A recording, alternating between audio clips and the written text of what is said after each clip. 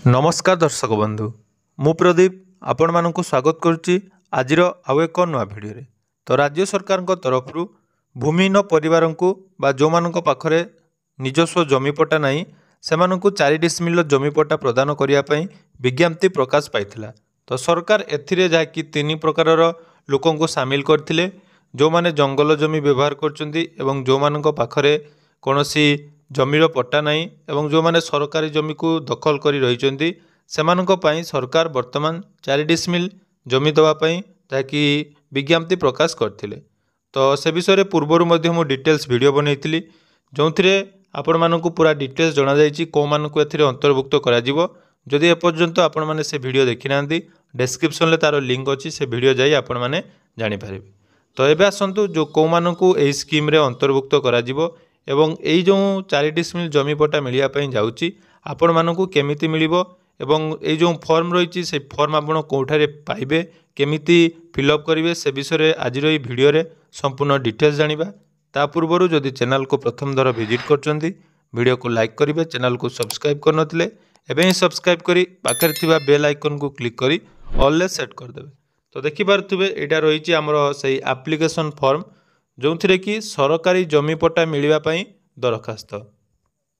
तो प्रथम देखंतु एई फॉर्म टी आपण माने काहाकू देबे।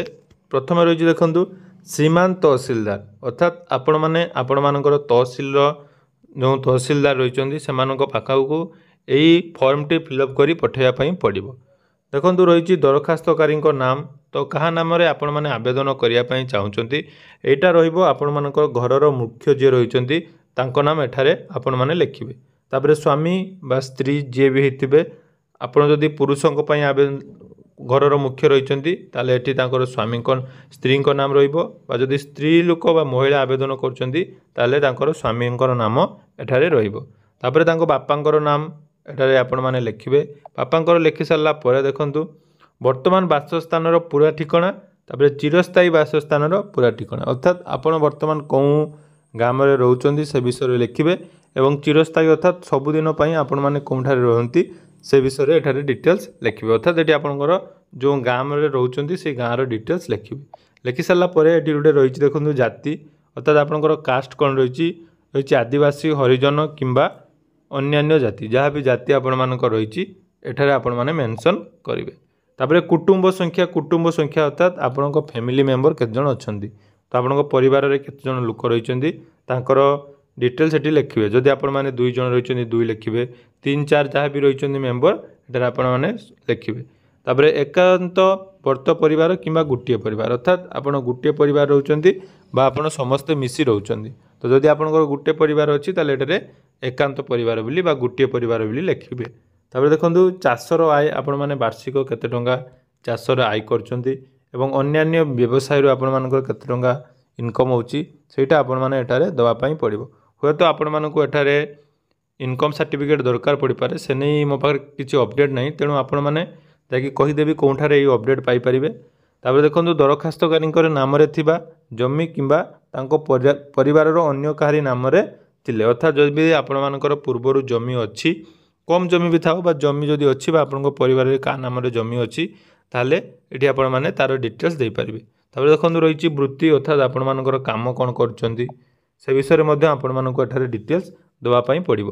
तापर देखंतु दरकार करथुवा पूर्ण विवरणी एटा गोटे इंपोर्टेंट अपडेट जाकी रहिछि आपण माने कोन जागा पाइबा पई जाकी आवेदन करिया पई चाहुचंदी अर्थात आपण माने जो जागा रे रहिचंदी स्थायी बासिंदा हिसाब रे आपण मानको पाखरे जदि सार जमी पट्टा नाही ताले आपण माने एटा दवा पई पड़िबो। प्रथम देखंतु रहिछि ग्रामर नाम खसड़ा आदिर नाम तापर रहिछि प्लॉट नंबर जमीर एरिया आयतन अर्थात एठार आपण माने केमिति पाइबे ना भुलेखु जाई आपण माने जानि परिबे निज जागा केमिति आपण माने चूज करिवे को प्लॉट रे जाउची बा को क्रमिक नंबर बा को खाता नंबर सेटारे आपण माने चेक करी मैप रे पाई परिबे।